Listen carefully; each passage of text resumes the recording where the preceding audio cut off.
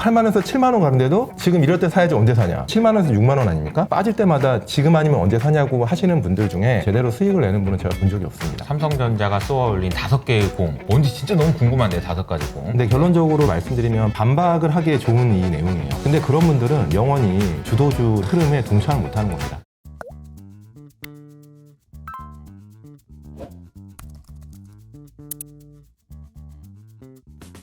안녕하세요, 이효석입니다. 오늘은 타기 형 나와주셨습니다. 안녕하세요. 네, 안녕하세요. 네, 김탁입니다. 반갑습니다. 네, 오랜만에 나와주셨는데 안녕. 네. 오늘은 아주 재밌는 제목을 가지고 나오셨어요. 삼성전자가 쏘아 올린 5개의 공. 네, 뭐예요, 요즘에 이게? 제가 약간 공 시리즈에 재미를 붙여가지고 그냥 갑자기 어제 불현듯 저녁에 술을 먹고 들어갔는데 네. 5가지 공 시리즈에 대한 얘기를 하고 싶더라고요. 그래서 오... 제 채널에 간단히 이제 먼저 업로드를 하고 네.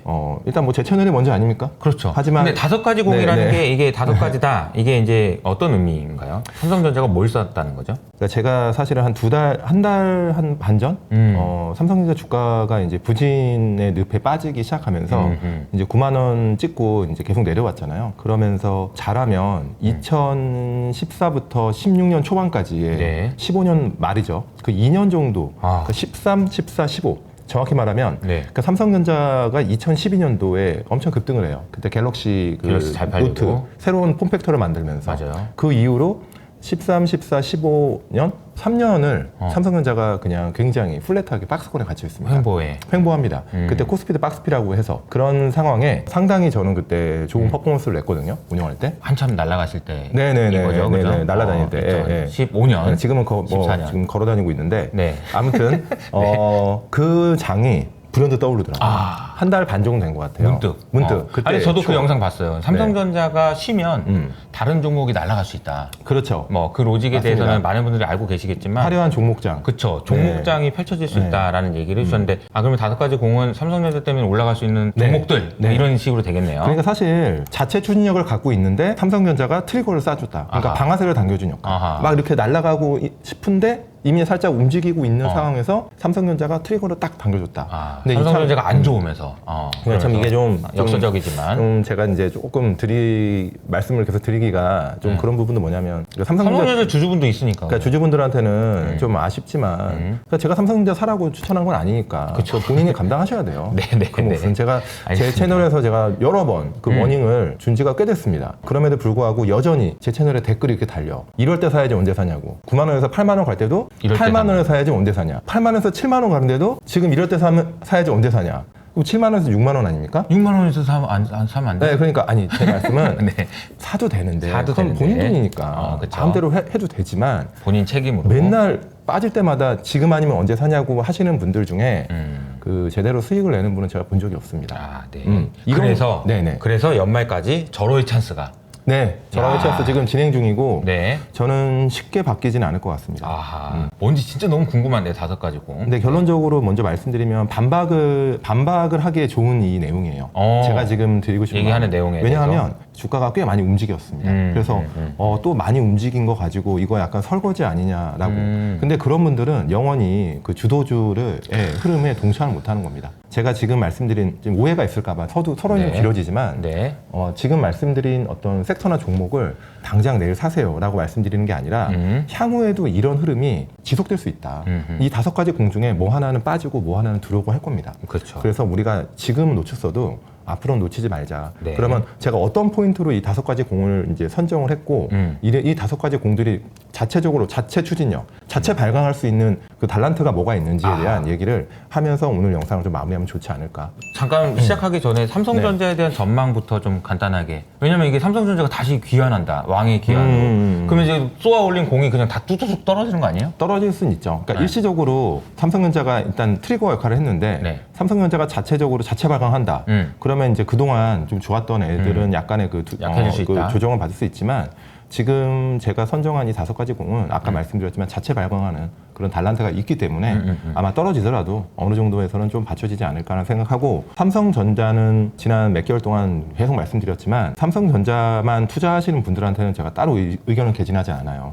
그분들은 뭐 전자 가지고도 그동안 전자는 사실 그동안 꽤 오랫동안 많은 수익을 줬잖아요. 네. 그리고 결국엔 빠졌을 때 사면 무조건 먹었고 근데 제가 과거 이제 삼성전자를 제가 한 20년 가까이 봤는데 전자가 조정 아닙니다. 쉴 때도 굉장히 오래 쉽니다. 그러니까 저는 좀 쉬는 구간에 들어왔다. 네. 여기서 뭐 5만 원 뭐 밑으로 빠진다. 이렇게 지금은 말씀 안 드려요. 저는 7만 원대까지만 해도 전자 팔라고 많이 말씀드렸습니다. 주변의 개인 지인들한테 네. 그 전자 팔고 좀 살 게 너무 많다. 지금 보유를 하고 계신 분들한테는 여기서 팔리는 굳이 팔지 말고 일단 좀 한번 흐름을 같이 기다려보고 제가 만약에 변화가 있으면 그때 업데이트 드리겠다. 뭐 제가 뭐 업데이트를 다 일일이 들을 수는 없겠지만 그쵸. 신규로 매수하겠다라고 이제 만약에 주신다. 그러면 저는 물어봅니다. 왜 삼성전자를 살려고 하는지. 그래서 저를 납득시킬 수 있으면 저는 사라고 말씀드리고 싶어요. 근데 없습니다. 저를 이해시킬 수 있는 분이. 아, 지금까지는? 네. 삼성전자를 지금 굳이 사야 될 살 이유는 이유가 없다. 반도체가 좋으면 다른 거 사면 됩니다. 하이닉스 경쟁사. 사도 되고. 하이닉스는 사도 되나요? 전자나 하이닉스 둘 다 밸류 트랩에 갇혀 있는데 하이닉스는 좀 더 위에 있는 밸류 트랩에 있다. 좀 더 이게 밴드가 위에 있습니다. 하이닉스의 상방은 누가 맡고 있냐? 누가 맡고 있는 것 같아요? 하이닉스의 그 머리를 딱 위에서 그냥 하이닉스가 올라오면 그냥 딱 머리 그냥 대가리 빵 치는 애가 누군 것 같습니다. 누군 것 같아요? 누구예요? 삼성전자인 겁니다. 아하. 그러니까 삼성전자의 어떤 그 레거시 반도체가 지금 컨설이 많으니까. 삼성전자가 밟는 게 아니고 레거시가 잡는 거 아니에요? 아니, 삼성전자죠. 그러니까 삼성전자가 주가가 안 되니까. 하이닉스가 어느 정도 올라가면 전자가 이렇게 어려운데 하고 딱 머리 때리는데 또 밑으로 막 떨어지기에는 하방은 또 누가 맡고 있는 것 같습니까? TSMC, 그렇죠. 엔비디아. 그렇죠. 엔비디아나 TSMC 그다음에 우리가 얘기하고 있는 AI의 확장성 이 부분들은 사실은 그런 거잖아요. AI가 뭐 쉬어갈 수 있지만 큰 흐름이라는 거에 대해서는 많은 분들이 동의하고 네. 저도 이제 사실은 저는 AI 관련된 종목은 제 포트폴리오에 하나도 없어요 지금. 아, 그래? 네. 아예 비운 지 좀 됐습니다. 근데 저는 항상 예의주시하고 있는 거죠. 예의주시하고. 그때 우리 이제 그 제시리버 그 기준으로 보면 어제 물론 엔비디아가 4% 빠지긴 했지만 다시 또 갈 수도 있는 거 아니에요? 저는 엔비디아 신고가 돌파할 때 당연히 저의 전략으로 보면 피라미드 그치. 전략으로 보면은 매수 타이밍이 맞죠. 그쵸. 그러니까 저는 엔비디아나 AI가 이제 안 된다는 게 아니라 제가 투자할 수 있는 그 리스트 안에 있는 유니버스 안에 있는 AI 종목들이 아직까지 매력적인 국내 주식 네, 국내 기준으로, 얘기하는 국내 거고, 주식 국내 얘기하는 기준으로. 거고 네. 그 중에서 대표 종목은 하이닉스고 네. 하이닉스는 저는 전자 대비 상당히 매력이 아직도 크다. 아하. 상당히 크고 향후에 더 커질 룸이 훨씬 있다고 보고 있기 때문에 저는 반도체 안에서 정말 내가 테크를 너무 사고 싶어. 그러면 본인이 공부해서 소부장에 픽할 수 있는 능력이 있으면 그거 하시면 되는데 네. 그게 아니라 그러면 저는 하이닉스를 또 가는 게 네. 저는 지금 맞다고 보는 겁니다. 오케이, 알겠습니다. 그러면 반도체에 대한 비율을 전반적으로 얘기를 한 다음에 이제 5가지 공에 대한 이야기를 이제 시작해 보도록 하겠습니다. 보면 5가지 공. 오, 나왔네요. 네네. 바조, 백미, 벨. 이렇게 이제 앞자만 하면 백미, 벨. 네. 자, 바이오, 조선, 방산, 미용기기, 밸류업인데요. 다 각자의 다른 달란트로 지금 현재 주가가 지금 네. 좋은 흐름을 가져가고 있는. 이걸 이게 반대로 그런 읽으면은 벨미, 방조, 바. 네네. 뭐 아무튼 네, 어쨌든 뭐 바이오, 그건 중요한 조선, 건 방산, 미용, 밸류업. 네. 근데 이제 이 5가지 중에 넣었다 뺐다 할 수 있는 건데 다른 섹터들이. 그러니까 제가 사실은 지금 여기에 넣고 싶은 애들이 좀 있어요. 하지만 지금은 그건 좀 더 제가 스타디한 다음에 다음 네. 영상에 네. 다음에 네. 출연해서 말씀드리겠습니다. 네. 자, 이런 섹터들이 지금 저는 5가지 공 튀어 올랐다라고 네, 보고 있고요. 바이오부터 조금 구체적으로 말씀드리면 바이오라는 섹터를 의미 있는 비중을 담아본 게 딱 3번 있어요. 제가 주식을 거의 지금 20년 가까이 하면서 네. 그때가 2005년부터 7년입니다. 2005년부터 7년. 네, 2005년부터 7년은 그 전까지 바이오라는 용어 자체도 별로 없었고 제약회사였죠. 아하. 그때 제약회사의 중심 먹거리는 제너릭이었습니다. 제너릭. 오리지널 약을 그대로 복제한. 시밀러랑 좀 달라요. 제너릭이었는데 그거를 제너릭을 한국의 제약회사들이 잘했죠. 뭐 동아제약부터 뭐 한미부터 그걸로 수익이 엄청 많이 납니다. 2005년부터 7년까지 그때 이제 제가 제약회사를 투자를 좀 하면서 제가 수익을 좀 냈는데 네. 그때는 뭐 장도 좋았고 맞아요. 제약회사들이 너무 쌌어요. 그때 PER이 뭐 한 3배, 4배 어허. 이랬는데 그때는 제가 많이 혼났죠. 제약회사 투자하면 항상 그 작전주. 2000년 초에 기억을 하시는 분도 계시겠지만 그때 2000년 초면 20년 전이네요. 네, 제약회사 가지고 작전을 많이 했어요. 그때 한참 작전을 많이 했고 뭐 A&D 테마라 그래서 어쿠지션 앤 디벨로먼트 완전 껍데기 같은 망직회사 같은 걸 산 다음에 여기에 뭐 바이오 한다고 펌프질 해놓고 비싸게 파는 네. 그런 범법 행위들이 많았는데 그때는 뭐 그런 시대였지만 대형 제약사들은 실적이 진짜 좋아지고 있었습니다. 그때 좋아지고 있는 상황에서 제가 그때 한번 투자를 했고 그 뒤로 쭉 안 하다가 2014, 15, 16 이때 한미약품. 이제 한미약품의 에로 사이클에 한번 투자했다가 근데 그때는 결과가 별로 좋지 않았던 것 같아요. 같이 왜냐하면 그때. 그렇죠. 먹기도 먹었는데 쥐어 터질 때도 엄청 쥐어 터졌죠. 그러니까요. 방송성이 네. 너무 커가지고. 네, 너무 힘들었어요. 음. 근데 그렇다고 또 안 하기도 그렇고. 그때 그리고 제가 한 번 놓친 건 뭐냐면 2018년부터 20년 사이클을 제가 놓쳤어요. 아하. 그때가 바이오 사이클이 한 번 더 있었는데 네. 그때는 셀트리온 사이클입니다. 아하. 그러니까 셀트리온이 시밀러로 주가가 2017년 말부터 엄청나게 오르거든요. 2017, 18년도 이렇게 오르고 2020년은 팬데믹 때문에 뭐 코로나 특수가 좀 있었죠. 그렇죠. 뭐 무차별하게 오르다가 바이오가 21년, 22년, 23년까지 진짜 힘들었어요. 지금 우리가 대장주라고 하는 알테오젠 지금 이제 시총이 20조 정도 근처까지 갔는데 알테오젠이 2020년에 제가 기억하기로는 6조 정도까지 갔어요. 네. 시총이 6조. 정도까지 갔다가 2조까지 빠집니다. 2조. 네, 22년, 23년 초까지. 그게 지금은 뭐 알테오젠이 2조 갔다가 지금 템버거가 됐는데 10배 오른 거네요. 6조에서 산 사람은 3분의 1 토막을 견뎠어야 돼. 근데 그때 2020년에 알테오젠의 그 중심 아이디어와 지금 알테오젠의 중심 아이디어가 똑같습니다. SG 제형으로 간다. 키트로다가 그건데 바이오라는 게 그만큼 매크로 탑다운의 영향을 많이 받을 수밖에 없다. 네. 금리가 올라가고 시장에서 인정해주지 않는 그런 구간에 걸리면 너무 힘들다. 확인이 안 되는 네. 상황에서는. 근데 저는 이번 바이오 사이클 그리고 바이오 사이클 또 왔어요. 네. 지금 이제 네 온 거죠, 번째입니다. 지금. 제가 4번 중에 한 번만 동참을 제가 못했고 지금 이 4번째 사이클에 저는 동참을 좀 하고 있는데 네. 주가가 많이 올랐습니다. 근데 그럼에도 불구하고 저는 여러분들 계속 공부를 하시고 관심 있게 보셔야 되는 게 거짓말쟁이가 없는 시대가 왔어요. 처음으로.